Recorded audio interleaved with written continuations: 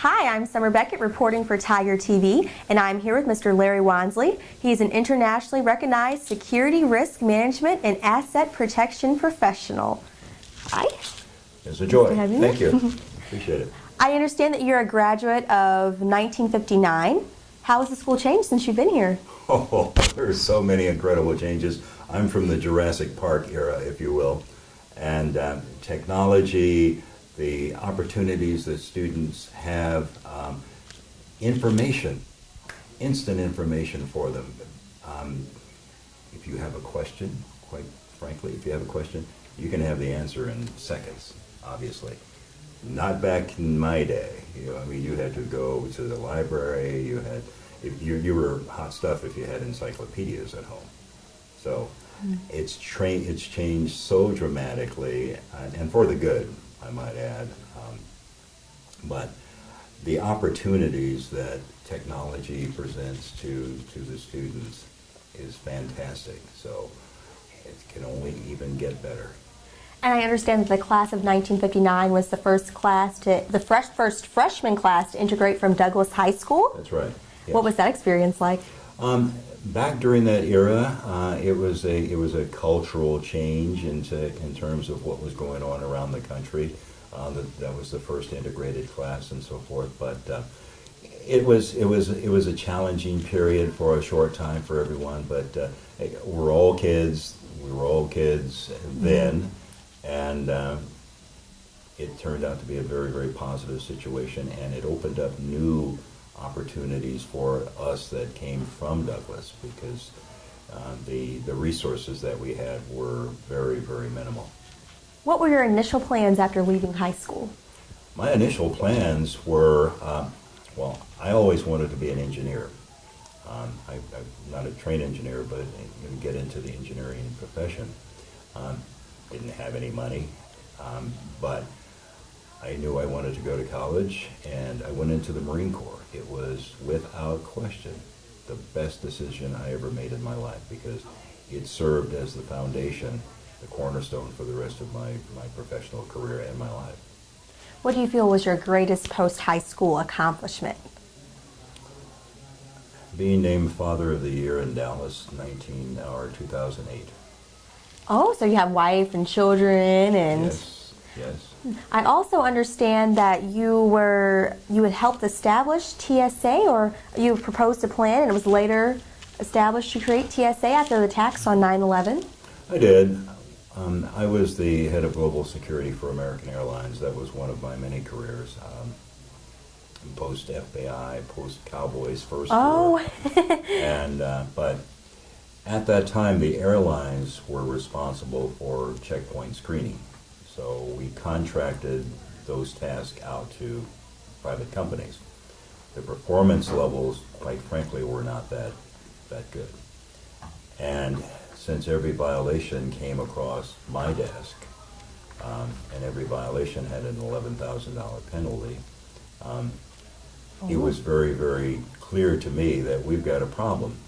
We need to upgrade the standards of performance at the checkpoints. Bottom line is, I spent a year doing research and putting together the plan for improvement of checkpoint screening, and that was with the support of my chairman, my company. And at that time, it was January of 1997, he presented it to industry and government. It was very well received, with the exception of one airline, which will remain nameless at this point, but at that time, American and the other airline always butted heads, okay? And they simply wouldn't cooperate. And we had support from Congress, we had support from everyone else. But it's one of those situations where everyone had to be unanimous, so consequently it didn't go. Needless to say, I continued my efforts and always kept it on the front burner. But on the 13th of September 2001, after 9/11, the Secretary of Transportation's Chief of Staff called me, and the conversation went something like this. Hey, that program that you've been bugging everybody about for years, send it back to us. So a lot of the a lot of the foundation of that initial program from '97 was used as a foundation for establishment of the TSA. And so I'm real proud of that. That's very amazing. That is a great accomplishment. Now, you said that you were a former FBI agent. Were you an undercover FBI agent? I was, yes. What was that like for? Oh, Well, it was tough, first of all, because when I got into that work, the FBI had not done that before. So I was one of the few agents at the very, very beginning that got into and was assigned to long-term deep undercover operations. And over the period of right around 9 years, I was someone else. Actually, I was 5 someone else's during that period of time. And it's tough because I was married, I had children. My wife did a phenomenal job of raising my kids during that time because I was not there. It was a major, major operation for me to be able to go home once a month or maybe twice a month for a few days. Because when you're living a life as someone else, you just can't switch it off and go back to being Larry Wansly and going visit my family in suburbia, that kind of thing. But I've been a number of things. I've run companies as a crook. I've been a wow. hitman, if you will. Wow. My specialty ultimately became corruption, organized crime, that kind of thing. So anyway. So nobody can know, your family, nobody, or? Well, lives were separate. My wife and I had a deal that when I did come home, I left the other guy outside. And when you talk about that being tough, there became a point where the other guy didn't stay outside. It began to invade my personality and everything else.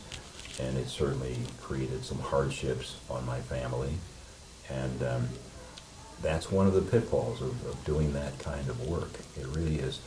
TV, movies may glamorize it, and it's a very, very tough job. Now, granted, it's something that is very, very challenging, and quite frankly, as a young guy in doing that kind of work, you're caught up in the thrill of the chase. You know, you want to out-con the con, and that kind of thing. So you beat them at their own game.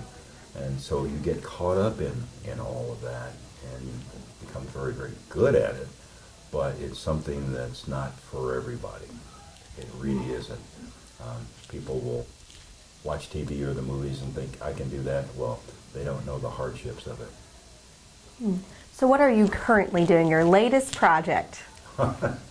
Well, I'm one of those folks that I always have to be very, very busy. I'm the director of security for the Dallas Cowboys football team. I do aviation security, international aviation security consulting. I assess airports, airlines. I create compliance type audits, if you will. I function in that way. I write laws or standards, and that's my aviation piece of it. I'm also a chief security officer for a company called Resilient Systems, and that's a safety and emergency system program, and we will be the required standard in 147 countries. And so other than that, I'm bored. Busy life, huh? Yeah. What advice do you have for high school students? What kind of skills do you think that we should acquire before we enter the real world? The number one bit of advice that, coming from an old guy like me, is always be open, never limit yourself. Try and absorb everything that you're exposed to, because you never know where it will pay dividends for you in the future. Specific skills, obviously, you want the fundamentals. You want to be able to communicate. You want to be able to analyze. You want to be able to, you have to work with people. You have to work with data. Now that we're in a technological age, working with data is extremely critical to, obviously, progress in whatever it is you choose to do. But the main thing is just be open. really take in everything. When you're exposed to people and you're exposed to information and all that, file it away. If there's something that piques your curiosity, spend some time, learn more about it. I'll give you an example. When I was in high school, and of course all the fundamental subjects that we had to take, I really was not that interested in geography. I just simply wasn't. But years later, decades later, what I do now is I travel the world. And it really hit me several years ago when I was standing at the Cape of Good Hope. And up at the very, very top, and you're looking out and you see where the two oceans meet. And there's this white foam where you can definitely tell where they meet. And my thought immediately came back to Festus High School and my geography teacher talking about the convergence of the oceans and things of that nature. And it was like, wow, that's what it all means, you know. And thinking back to Vasco da Gama and all those folks, you know, I mean, it all came into play. So simply my advice to anyone would be, don't get stuck in a rut. Be open to everything, because you never know where your path may take you. I started out wanting to be as I said, be a civil engineer. I wound up in law enforcement. First day on the job, no, not the first day, but third day in the academy, riots started. This was in California. Riots started. Was sent out into the field with a senior officer. Less than 30 minutes later, we were ambushed. Oh. 5 or 6 guys were in a shootout. I loved it. Did you hear that, students? As a young ex-Marine, it was thrilling. I guess you might say I am the quintessential adrenaline junkie. Okay. You never know where you will end up. You never, ever know. Well, Mr. Wansly, it has been an honor speaking with you today. Thank you, Congratulations on being Appreciate inducted into Festus's Hall of Fame. Ladies and gentlemen, Mr. Larry Wansly. Thank you kindly. I Thank appreciate you. it.